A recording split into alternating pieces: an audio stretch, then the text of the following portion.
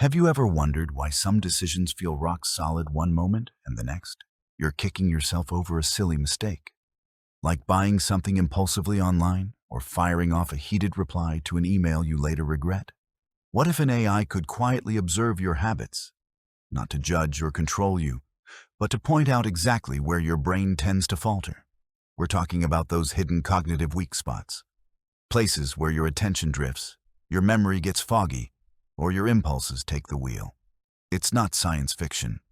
Modern AI tools, like simple apps on your phone, can track patterns in how you interact with screens, your taps, pauses, and scrolls, and highlight when you're most vulnerable. AI expert Dr. Rana El Kalioubi, a pioneer in emotion-detecting tech, explains that these systems analyze behavioral tendencies to reveal lapses in attention, memory, or self-control. It's about reflection and insight, she says, not manipulation. The goal? Giving you a gentle nudge to step back and reclaim your choices. This isn't about fancy, expensive gadgets. Free or low-cost apps already do versions of this, using basic sensors in your devices to spot trends. Imagine getting a ping that says, "Hey, your focus might dip soon. Time for a quick break?" It's empowering, but it starts with understanding how our brains work under pressure. Subscribe Mind for AI and stick with me through this video. And by the end, you'll not only see how AI can reveal these weak spots, but also get practical, easy steps to strengthen them. No prior knowledge needed. We'll break it all down like chatting over coffee. Think about your own day. How often do you zone out during a meeting or forget a key detail in a conversation? These aren't random. They're patterns tied to how tired or stressed you are. And AI can map them before you even notice. Let's dive into a real-life example to make this crystal clear.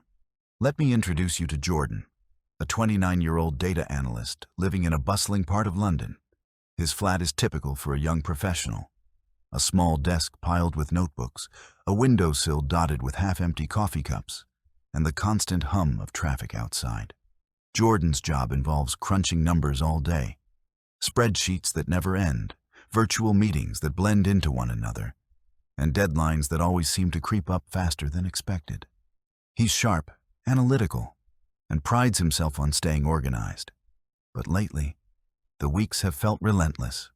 By evening, his mind is foggy, like trying to think through a thick layer of cotton. One Wednesday night, after a particularly grueling day, Jordan flops onto his couch and pulls out his phone. He tells himself he's just checking his trading app. Nothing serious, just a quick glance at stock movements to unwind. But as he scrolls, something feels off. His eyes glaze over a chart, and before he knows it, he's tapping share on a sensational headline from social media. It's one of those clickbait stories that sound dramatic, but lack substance. The second he hits post, regret floods in. Why did I do that? He thinks. It wasn't like him, or was it? The unease lingers, making him question if he's losing his edge. A few weeks earlier, Jordan had downloaded a free cognitive skills app on a whim. It promised to track things like attention span, memory recall, and impulse control through simple daily interactions. No invasive surveys, just passive monitoring of how he uses his device. At first, it seemed gimmicky, like those step counter apps that nag you to walk more. He mostly ignored it. But after this impulsive share, he opens it up. The app's dashboard shows a simple graph. His working memory. That's the brain's ability to hold and juggle short-term info, like remembering a phone number while dialing. Dips noticeably after 7 p.m. And his inhibitory control, the mental brake that stops rash actions, weakens under fatigue. Jordan leans back, staring at the screen. This wasn't guesswork. The app had analyzed his cursor movements, scrolling speed, and hesitation times over weeks. Alone, each data point meant nothing, but together, they painted a picture. Research from cognitive studies backs this up. Around 60% of adults experience reduced performance when tired, with decisions becoming more automatic and less thoughtful. Jordan wasn't alone. He was just seeing his own stats for the first time. Flashback to his university days, when focus came easy. Back then, pulling an all-nighter meant cramming facts effortlessly, solving problems on the fly. Now, at 29, the contrast stings. He's not less smart. Life's demands have piled up, and fatigue has become a silent saboteur. The app didn't create these issues. It revealed them, like shining a light on dust bunnies under the bed. Jordan feels a mix of exposure and relief. For the first time, his minor slip-ups, like sending an email without proofreading or grabbing takeout instead of cooking, make sense. They're not character flaws. They're predictable responses to a brain running low on fuel. He decides to dig deeper. The app offers quick assessments, fun, game-like tasks where you recall number sequences, ignore distractions in a puzzle, or solve logic riddles under a timer. It's beginner-level stuff, no PT required. Within minutes, results pop up. Working memory, below average in evenings. Inhibitory control, vulnerable after long screen time. Presented as probabilities, not "you're bad," but "you're 70% more likely to slip here." It feels less accusatory and more helpful. Jordan sits there, coffee going cold, realizing these insights explain so much. That forgotten meeting invite last week? Fatigue. The impulse buy on Amazon? Distracted mind. This awareness shifts something inside him. Each rushed decision, every foggy moment, now has a root cause. Neuroscience explains it simply. The prefrontal cortex, your brain's command center for planning and self-control, is like a muscle that tires out. Stress, multitasking, or lack of sleep weaken it, letting habits and impulses take over. Jordan sees his patterns aligning perfectly. Mid-afternoon slumps after back-to-back calls, evening impulsivity when unwinding. The app's nudges, like "pause suggested now," start feeling like allies, not annoyances. But it's not all smooth. The knowledge unsettles him at first. Am I that predictable? He wonders. Weeks of small errors, impulsive posts, overlooked details, reactive comments, suddenly form a map of vulnerabilities. A 2024 study he recalls from the app notes that over 70% of adults make stress-influenced decisions daily, often without realizing. Seeing it quantified for himself is both shocking and eye-opening. Jordan closes the app, leans against the window, watching the city lights.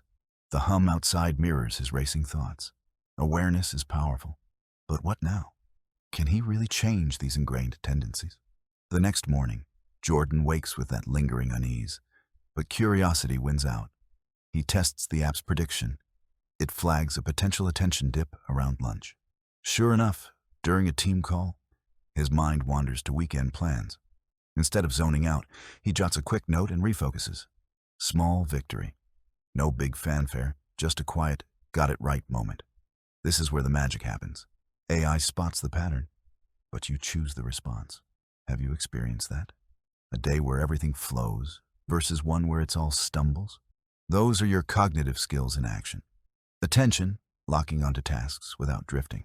Working memory, holding info like a mental sticky note.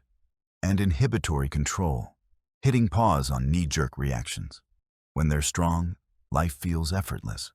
When weak, due to fatigue, stress, or overload, mistakes multiply.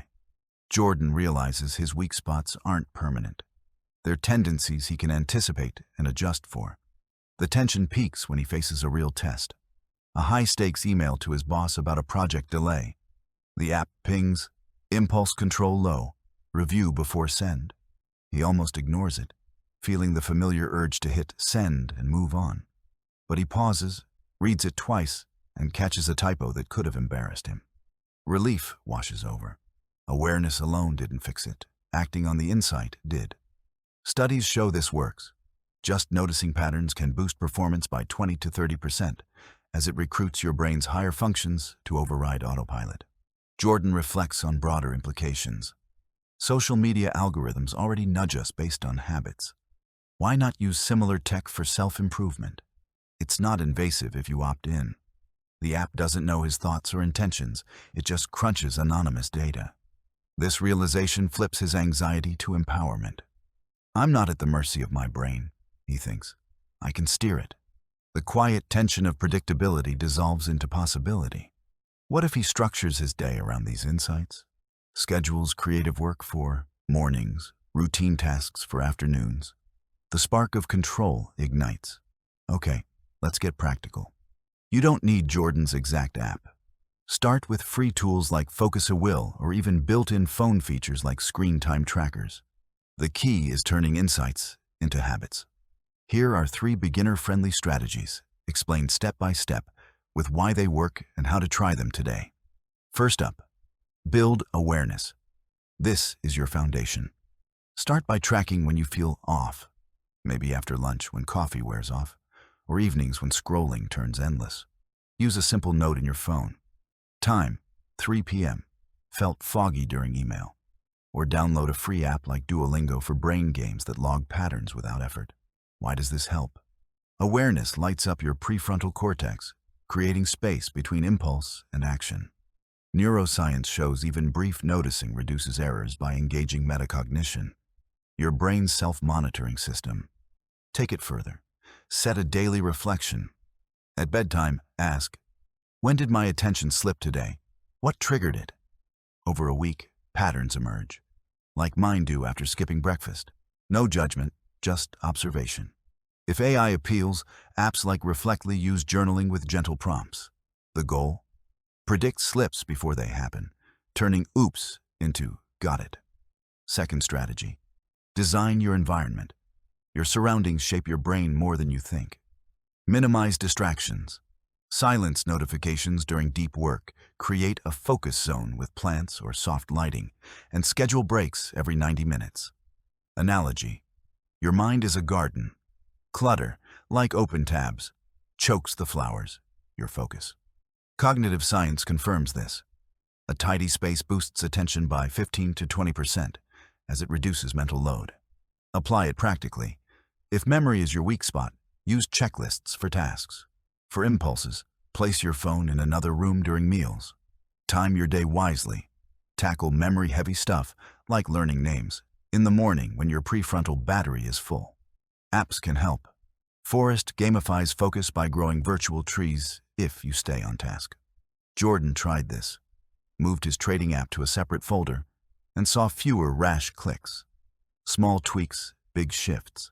Third, add micro-practices. These are quick exercises to strengthen skills over time. For attention, try a 2-minute focus drill. Stare at a candle flame or count breaths without wandering. For memory, repeat shopping lists out loud. Impulse control, before posting online, wait 30 seconds and ask, does this add value? Do one daily, 3 to 5 minutes max. Why micro? They build neural pathways gradually, like weight training for your brain. Studies from places like Harvard show consistent practice improves inhibitory control by reinforcing the prefrontal cortex. Pair with recovery. A short walk recharges resources, as fresh air boosts oxygen flow. Jordan's favorite, a pause log, where he notes wins, like paused email, caught error. It compounds motivation. Quick question to ponder. When does your focus crash hardest? Mid-afternoon? Late night? Comment below and share. Let's learn from each other. These strategies aren't one-size-fits-all.